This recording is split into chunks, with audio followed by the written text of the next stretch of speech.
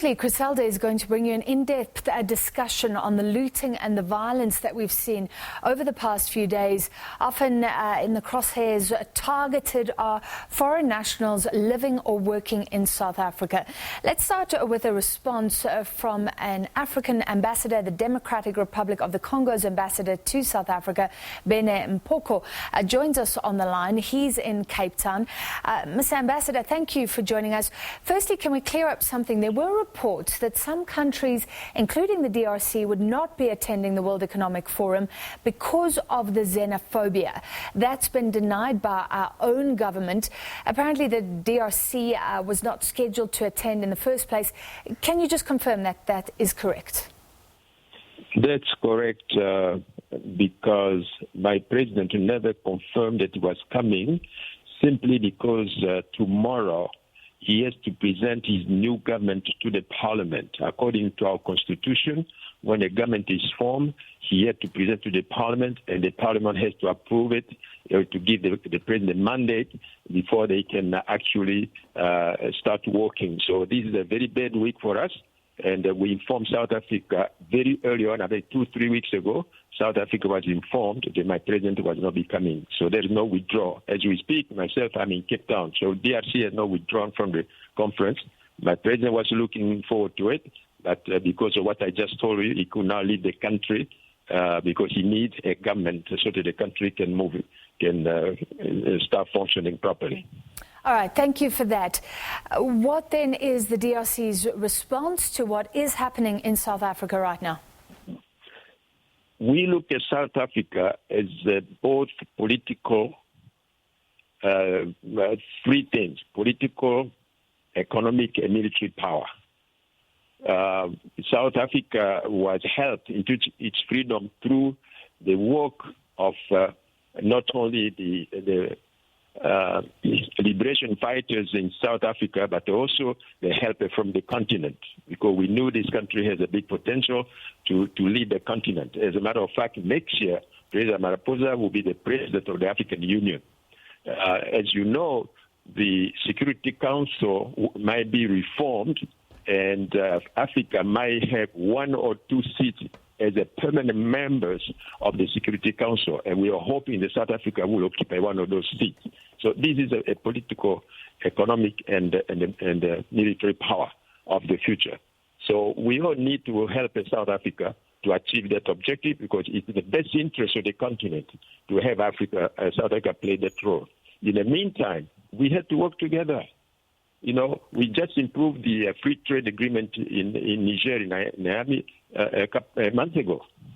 So Africa needs to start trading. We have to trade among ourselves.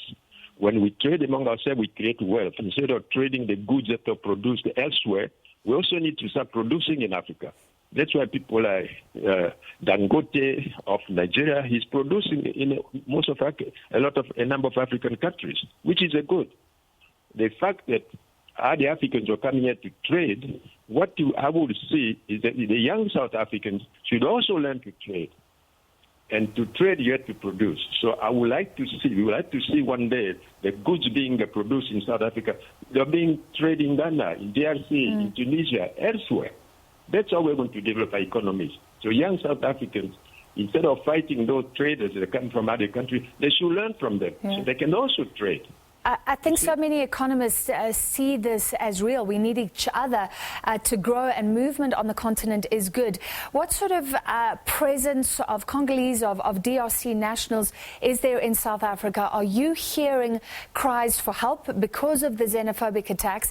And I'd also like to ask you, you are the Dean of the Diplomatic Corps. Sometimes we hear sort of a solitary response from Nigeria, but are African ambassadors now talking amongst themselves? Could we see a more unified response to attacks in South Africa going forward? Well, you know, we have SADC as a regional organization of 16 Southern African countries. DRC is a member of SADC. So as SADC, we speak with the same language. We would like our region to be an economic power on the continent. We have the mineral resources, we have agricultural resources, we have all the resources for SADC to be economic power of the continent. So if one country is experiencing problem, we should all get together to help the country out. We have a SABC organ of peace and security. So when it's like a family. When a member family is going through problems, you come together and help the member to sort out its problems. So that's our spirit. So now that South Africa is going through this xenophobic thing, we need to get together to educate the young South Africans that it's in the best interest of South Africans, of the Malawians, of the Congolese, of the Zimbabweans to work together. Because we become a force. Divided, we will never develop this in our continent or our region. You see, so Ambassador, we don't want to fall into the divide and conquer policies which has undermined our growth and development. Sure. We need to stick together. Ambassador, I don't hear anger coming from you, but we have seen in other parts of Africa, Nigeria, Zambia, reprisals against South African companies, say ShopRite, MTN. I don't think there's the same presence by South African companies, but is there anger on the ground in the DRC that could affect any South African visitors to your country? Ma'am, two wrong don't make it right. Okay? So we need, at this point, we cannot express anger. We should express sympathy. We should sit down and find out, okay, this is what's happening. How do we get out of it? How do we help each other to get it out of it?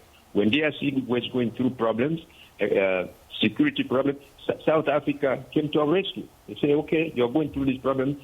How can we help? That's why today you have South African troops in the Eastern Congo as a part of SABC. You see, that's the spirit. That's the spirit. It is one of us is experiencing problem, we sit down and help them out. The young people need to be educated that what they are doing is going to retard our development. It's going to slow down our growth. We will not create jobs by creating a culture of violence, because you just mentioned yourself, the World Economic Forum is designed to tell the world that South Africa is a good investment destination country. And then they come here, they found this violence. Yeah. Then the people will not be motivated to come and invest here. You see, we are hurting ourselves by doing that. You've preempted my final question for you. South Africa historically has been involved in peacekeeping in the DRC. Is what is happening possibly undermining goodwill, if there was goodwill because of that? Oh, yeah, definitely. But we have to, if we sit together and explain, try to get to the bottom of the problem, their goodwill must be maintained, because we don't want to undermine that goodwill. It will only set up backwards. So it's important that we rise above all that and find the solution so we can move together. All right. We appreciate you chatting to us this evening. That was the DRC ambassador to South Africa, Bene M'Poko. He is attending the World Economic Forum in Cape Town. And stay with us after the break. Chris Helder will bring you a more in-depth discussion on the looting and violence and the attacks, the fatal attacks that we've seen across various parts of the country.